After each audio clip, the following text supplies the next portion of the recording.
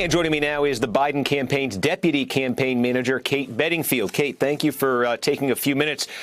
So let's start on this apology. It was June 18th. That was the date of this fundraiser where Joe Biden talked about James Eastland, talked about Herman Talmadge. And I don't think I need to remind you there was a pretty instant blowback to that. You had Cory Booker out there saying Biden owed folks an apology. You had all sorts of other people criticizing him as well.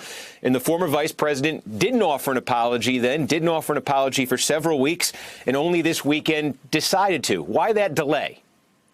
Well, look, I think there were two takeaways from this weekend. One is that he's somebody who listens and hears. And when he felt like an apology was owed, he had no problem making one. And so he went to South Carolina to make that case directly.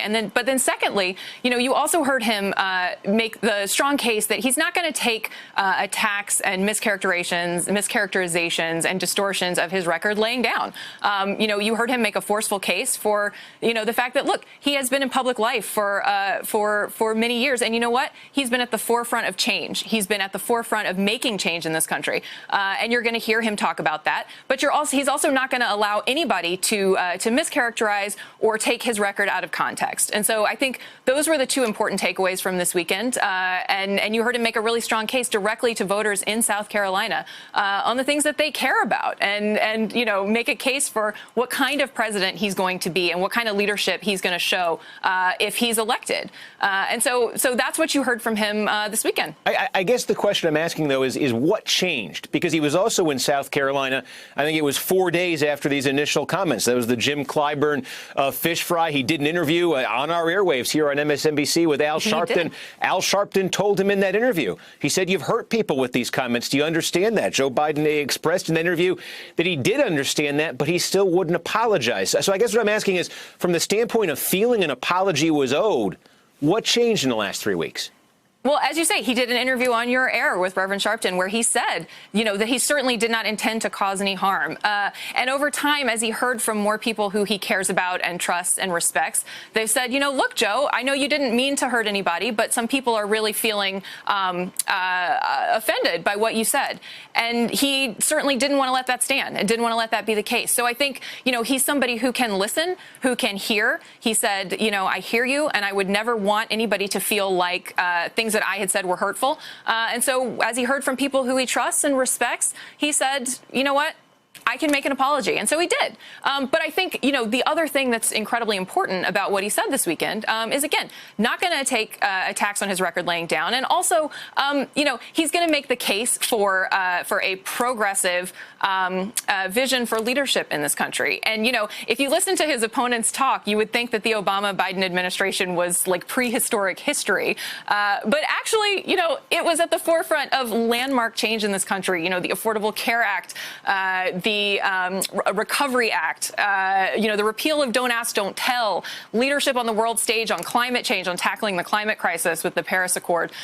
So, you heard the vice president say, that he was an integral part of that change. And I think that's the kind of leadership that you're going to see from him if he's elected. And he's going to make that case directly to voters. And, it was really well received in South Carolina. We had an overflow crowd in Charleston. And, we had folks talking about, the fact that he was really addressing things that they're concerned about, not things from 40 and 50 years ago, but now. What are you going to do for me now? I take that point, but again, he was making an apology here, and I want to make clarity from you, I should say, what exactly it is that he's apologizing for here, because to read the exact terminology he used here, he said he apologizes for somehow giving the impression to people that I was praising those men who I successfully opposed time and again. Speaking of these segregationist senators, although he didn't always oppose them, and that seems to be one of the points of contention here. He worked with some of these segregationists when it came to fighting busing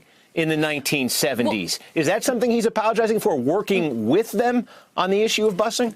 You heard him say, you work with the world you inherited. Joe Biden didn't elect Jim Eastland. The people of Mississippi did many decades ago. And so given the choice between, you heard him say, given the choice between choosing to do nothing and choosing to act over the course of his career, he's chosen to act. And he took them on repeatedly, fought for an extension of the Voting Rights Act, has fought consistently for federal protections for civil rights in this country. And I think, if there is any question about what kind of president he's going to be in the Oval Office, I think, voters can have heard from him directly. He's going to be somebody who is on their side, believes, vehemently in the power of the federal government to protect civil rights. It's why he thinks we should pass the Equality Act and why Mitch McConnell should let the bill go forward.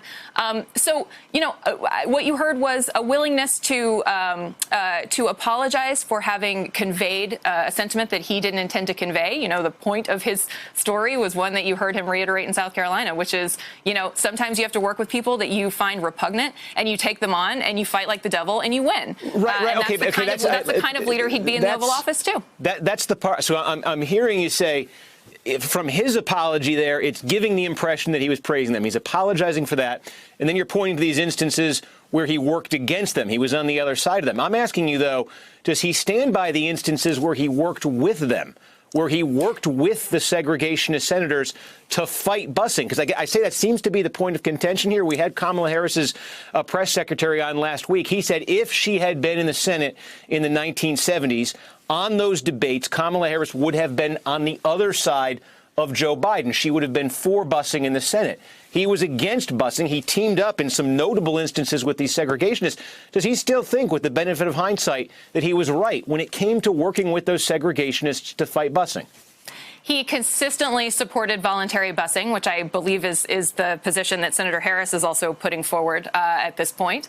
And he believed and believes to this day that forced busing is not the best method to integrate schools. And that's why he's put forward an education plan that tackles root causes on this, including tripling funding for underserved schools across the country and working to finish Obama-Biden guidance on better integrating schools. And it's why he spent his entire career fighting to address the things that better tackle systemic racism in our society, including, taking on the banks over redlining, taking on the insurance companies to ensure that a house in an African-American neighborhood can't be, the insurance policy can't be more expensive than a house in a white neighborhood, taking on, the notion that we need to redraw school districts to ensure that they're more integrated. So, he has consistently throughout his career said that forced busing was not the best way to tackle integration in our schools, but there are significant, much more important fundamental ways to do that. And that's something that he has done his entire career. You've mentioned twice now his ties, political ties, as vice president under Barack Obama, and Joe Biden himself mentioning Barack Obama several times over the weekend, saying he's going to let Barack Obama's judgment in choosing him for the vice presidency speak for itself. We haven't heard, though, from Barack Obama. I understand he's not making endorsements. He's been very clear on that. But just in terms of speaking up for Joe Biden's, for his vice president's character, are you surprised we haven't heard from him just vouching publicly during this controversy for Joe Biden's character? No, not at all, Steve. He has said from the outset that he was not going to endorse in the primary, and the vice president asked him not to. He wants to make the case. But again, the vice president's also not going to let anybody tear down the record of the Obama-Biden administration. And we're seeing attacks on it, certainly from President Trump. But, there are some in this primary who are criticizing the Obama-Biden administration. Vice President Biden believes that President Obama was a historic president. He is incredibly proud to have served 8 years shoulder to shoulder with him, fighting for change in this country. And he's not going to let anybody tear down the Obama record. And so, I think you heard that clearly from him in South Carolina, and I think you'll continue to hear it because, again, some of these landmark achievements that Joe Biden was able to get done in the White House, working closely with the president, with President Obama, I should say, have been critically important in making real change in people's lives. So you're absolutely going to hear him continue to make that case. All right, Kate Bedingfield from the Biden campaign. Thanks for taking a few minutes. Thanks for having me, Steve. I appreciate it. Hello, YouTubers. If you're watching this, it means you've checked out our channel, so thank you. Now do me a favor, subscribe by clicking on that button down there. Click on any of the videos to watch the latest interviews and highlights from MTP Daily and MSNBC. You can get more Beat the Press content every morning in the First Read newsletter. If you're tired of content that you don't know anything about where it came from, you don't have to have that problem with us. NBC News, MSNBC, MTP, and the Meet the Press Mindset right here for you on YouTube. Subscribe now.